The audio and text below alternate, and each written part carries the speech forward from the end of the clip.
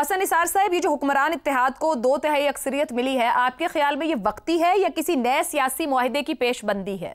پہلی بات تو یہ ہے کہ آپ اپنے ادارے سے بات کریں کہ جب کوئی بندہ زیغم خان صاحب کی طرح آپ کے کسی سوال کا جواب دے تو وہ آپ کو ایک عدد بکرا پیش کیا کریں تاکہ آپ ان کا صدقہ دے سکیں اور ان کو نظر نہ لگے. Thank you very much. بہت مہربانی سر، بہت مہربانی سر. ساری بات مکمل کر دی ہے. اچھا، اب چلتے ہیں ایک لفظ کی طرف. ہمارے ہاں شریعت کوئی لفظ ہی نہیں ہے، لفظ ہے شریعہ. ہائیبرڈ بوتھا چک کے کہہ دیں دے. کبھی یہ نہیں سوچا کہ ہائیبرڈ کا اگر سسٹم نہ ہوتا، تصور نہ ہوتا، تو ہمارے 95% عوام مرغی کھانا تو دور کی بات ہے، مرغی دیکھ نہ سکتے. ہمیں لفظوں کے استعمال کا سلیقہ بھی نہیں ہے. آگے چلیں. یہ جو ہے نا سسٹم آپ نے بتایا ہے، یہ اس کو آئینی، قانونی، سیاسی، بڑے بڑے لفظ استعمال آپ نے اپنے سوال میں کیے ہیں. اس کا ایک مصرع بڑا خوبصورت مدتوں پہلے کسی نے لکھا تھا، جو چاہے آپ کا حسن کرشمہ ساز کرے. کیا بات ہے. آگے چلو. ہاں دیکھو، ہمارا پرابلم ہے، ہم پتہ نہیں، میں اپنی بات کر رہا ہوں، میں تو آئی ایم این اینیمل. مین اور اینیمل کے درمیان آئی ایم اے سب مین. مین ہونے سے چند قدم نیچے، جانور ہونے سے چند قدم اوپر. دیکھو، ہمیں نہ جمہوریت کبھی خالص ملی نہ آمریت. شیر شاہ سوری بادشاہ آمری ہوتے ہیں نا. خیر، اور یاد رکھنا مل بھی نہیں سکتا آپ کو اس ملک اور اس ملک کے عوام کو. کیوں؟ ہائیبرڈ نظام خالص ہے سر. میں سن لو، بالکل خالص ہے. وہ ہائیبرڈ کی توہین کر رہے ہو آپ یہ لفظ بول کے. آپ کو پھر بات سمجھ نہیں آئی. آگے چلو. ہو نہیں سکتا اور ہوگا بھی کبھی نہیں، کیونکہ ایک ایسا معاشرہ، عائشہ جی آپ ہنس رہی ہو، بات ماتمی ہے، جہاں دودھ سے لے کر دوا تک 2 نمبر ہو. بچوں کی خوراک ہے دودھ. 24 کروڑ لیٹر جعلی دودھ، یہ 2 سال پہلے UNDP کی رپورٹ تھی. پاکستان شریف میں بنتا ہے، پاکستان شریف. اچھا، جہاں یہ سب کچھ ہی 2 نمبر ہے، وہاں آپ نظام کیسے 1 نمبر کرو گے؟ کوئی عقل کو ہاتھ مارو اور عوام کا حال ایسا ہی رہے گا جیسا ماضی، اور ماضی بعید اور ماضی بہت بعید سے. بات سنو، میں اسکول گوئنگ بچہ تھا جب فلم آئی تھی، اس کا نام تھا روٹی. پاکستان کا بڑا ایک پنجابی سپر سٹار تھا، کمل، وہ ہیرو تھا. اس کا ایک گانا تھا، روٹی دا سوال ہے جواب جدا روٹی ہے، وڈے بڑے لوگاں لیے گل بڑی چھوٹی ہے. 20 روپے من آٹا، اس پر بھی ہے سناٹا. حبیب جالب اس گلیوں میں دھکے کھاتا رہا اس ملک کے، اور بولتا تھا، مطلب اس وقت 20 روپے من افورڈ نہیں ہوتا. صحیح.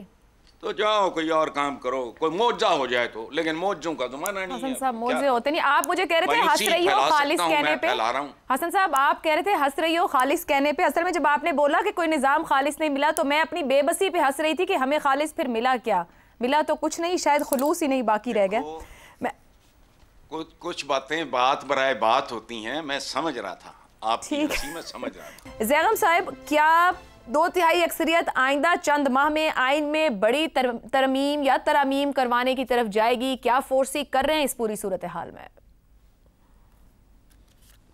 عائشہ، سب سے پہلے میں یہ سوچ رہا تھا کہ میاں صاحب، بڑے میاں صاحب، میاں نواز شریف صاحب اتنی بڑی کامیابی پر کیا محسوس کر رہے ہوں گے.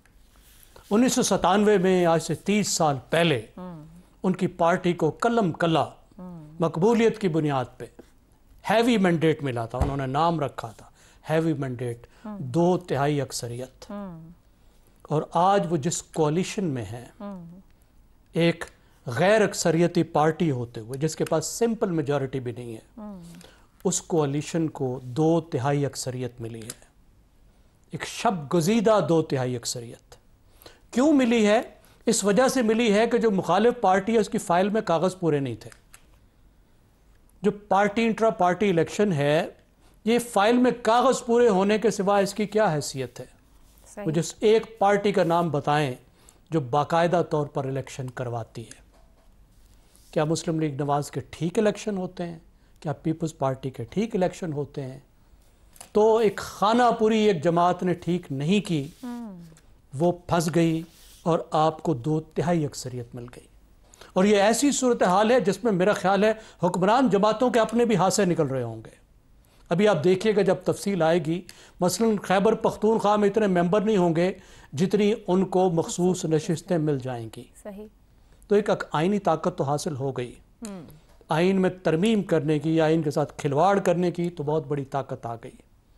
لیکن کیا اس طاقت کے پیچھے جو سیاسی اور اخلاقی جواز ہوتا ہے، جو سیاسی اور اخلاقی مینڈیٹ ہوتا ہے، جو سیاسی اور اخلاقی لیجٹیمیسی ہوتی ہے، کیا حکمران اتحاد کے پاس وہ بھی ہے؟ کیا 2/3 اکثریت کے پیچھے جو عوامی اعتماد ہوتا ہے، کیا ان کے پاس وہ بھی ہے؟ تو اس وقت سوال وہی ہے جو آپ نے کہا، سر یہی تو سوال ہے آپ سے، اس 2/3 اکثریت کو کریں گے کیا اور اس ہوگا کیا؟ 2/3 اکثریت کو آخر استعمال کیسے کریں گے؟